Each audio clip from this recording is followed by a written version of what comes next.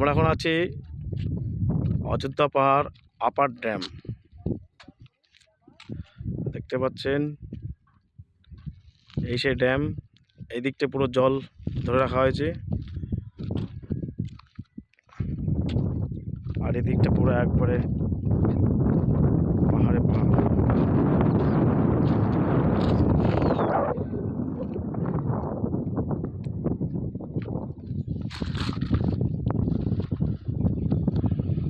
Say upper dam.